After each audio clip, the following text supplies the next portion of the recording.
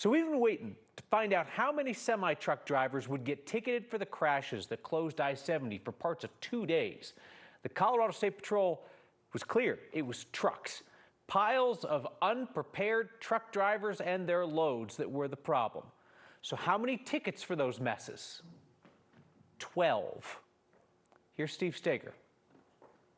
I feel the citizens' pain and I understand the frustration when you get stuck behind them for hours on end. But that pain wasn't enough to inflict a whole lot of other pain on the truck drivers who caused the mess on I-70 Wednesday night and Thursday. Colorado State Patrol Sergeant Patrick Rice says in all of that mess, troopers only wrote 12 tickets to drivers who weren't prepared to be on the road during the worst of the worst. Those 12 that were written most likely came from trucks that were so stuck that we had to sit behind them and wait. Truckers who didn't chain up could face a $600 fine if they blocked the road after not chaining up to $1,000.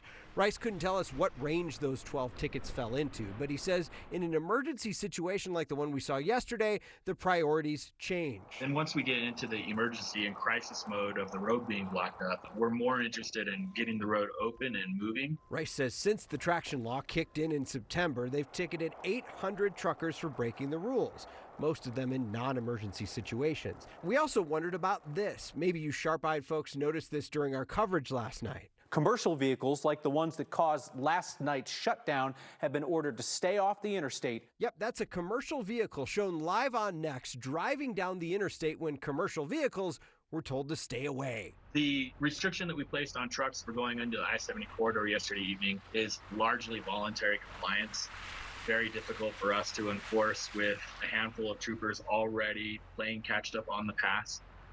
Part of the reason they have to show that the driver knowingly entered that area, knowing that they couldn't do it. So the serious narc I am, I asked Rice if there's any way to retroactively ticket those truckers after they clear the road off. He says that's tough because a lot of these trucks belong to large companies, tough to sort out who was where and when during all the chaos. We've asked State Patrol for all of those tickets just to try to see what we can figure out through all that data, Kyle, because they were the problem. Yep. And you wonder who they belong to and who was responsible for making sure they're prepared as they're making their way up to the mountain. And if the conversation was there were way more than 12 problematic trucks and only 12 got tickets, my guess is that's the kind of thing that gets around, right? Gets around in the business in the same way that the semis just drove on I-70 last night, even when they told them not, right? It's just voluntary compliance, so do whatever you want. Do whatever you want, apparently, is the way that some of them operate. I mean, the State Patrol argues that they're trying to catch these people on the front end, right? They've written 800 tickets between September and now, so the start of the traction law and now.